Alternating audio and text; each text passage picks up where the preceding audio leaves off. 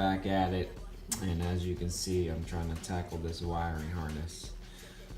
I debated and debated and debated on what I should do, and if I should send it in and pay the $300, $400, $500 or whatever to get it reworked or get a new one, or if I should just do it myself. So I just decided to save the money and tackle it myself. So right now I'm actually labeling all the wires, which one is which, so I know what wire is what and if I will need it or not. What's up, y'all? I'm back at it with the dreaded wiring harness. Round 2, going at it again. I got it all deloomed, and I actually got it all laid out on this cardboard box here, and have it all flattened down, tied down with zip ties here so I can get to everything easy. And I kept the zip ties loose so I can take wires out, add them if I need to. I have everything labeled, so that way I know I need to keep it or get rid of it. So because there is a lot of wires that I got to get rid of, like, you know, this evap wire I probably won't need, so I'll take that out.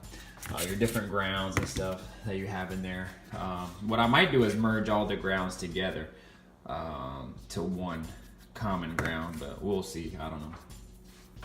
That way, just to make it kind of easier, but we'll see how that goes. But everything is lined out, strapped down. All these clips here that were on the harnesses themselves, I have these like all marked, so I know exactly where they go when I loom this back up. And as I've been researching, it actually don't really seem that hard, man. And I'm no wire guy or electrician by trade or anything like that, but I went to lt1swap.com, and Brandon is the one that created the site and has all this information on there. And actually, it's most of the hard work is done for you. So for example, like all these in yellow, he tells you on the site you don't need those to run the car, or you don't need them at all, because they're for, like, all these different wires are for different purposes, like on a newer car. And so I'm swapping this into a 78 Caprice, and so a lot of this stuff I won't need. So for example, if you go to pin 13, tells you what color the wire is and what it's for. So this is the blue connector. So I go to the blue connector. I gotta take off this back cover so I can get to the wires. Take off these front 2 blue covers so I can get to the pins. These white little locking plastic pieces hold the pins in. So I gotta stick a small screwdriver down there or something, pull those back, then I can pull the pin out with the wire, and that way I can just take it out the harness. And that's it, really. So I think the hard work is done for you, but the time consuming, I guess the more time consuming work, the actual physical labor of it and doing this, is what people don't want to do. And I don't blame them, because this is time consuming and takes a lot of time and effort. And excuse me, sometimes people don't have the time, but I do, and I thought that I would save $300, $400, $500 of getting it reworked and just do it myself. But I can see why people charge so much to do it, because of the time-consuming portion of it and the labor portion of it as well too. So also too, I wanted to show this as well.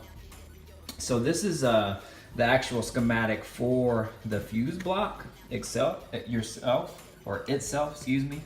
And what we're trying to do here is make a 3 or 4 wire standalone harness, so you can actually run the car, and you're breaking it down into these 4 wires, so it's simple. And all this stuff is from a YouTube channel that I follow called You Can Do It Too. And he pulled a lot of information off lt1swap.com as well. But talking about a guy who is super, super detailed, I mean, he has everything laid out on what wire is what, where it goes, what part of the wire goes to the relays, what wires go inside your car. I mean, all kinds of stuff, like, you know, what wires go where, what wires are you merging for your injectors together. I mean, it's just super, super detailed. Your OBD2 port. I mean, if you want to follow somebody who's super detailed, follow that guy. And he's not a mechanic by trade, and he'll tell you that. And this is actually his first LS swap as well.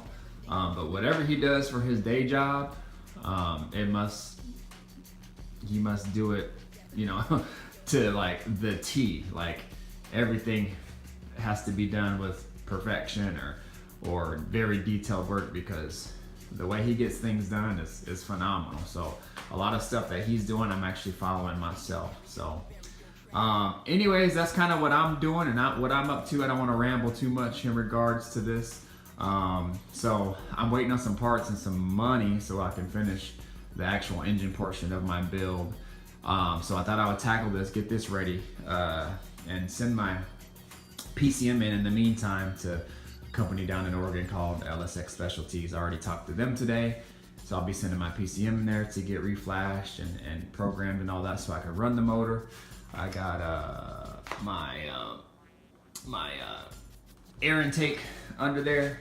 Got to clean that up, and I'll be finishing all this up in the meantime.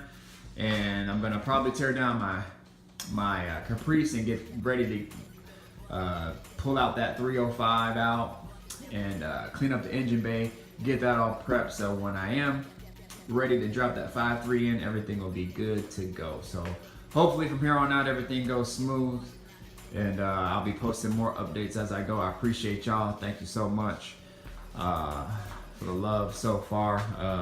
Again, I don't have a lot of followers or anything like that, but I've been doing a lot of researching, a lot of videos and stuff like that on these LS swaps, and some things I see, some I don't. So I just thought at the least I could post things that I'm doing, and maybe it'll help somebody, maybe not. I don't know. In any case, peace out, y'all. Have a blessed day, and we'll talk to you later.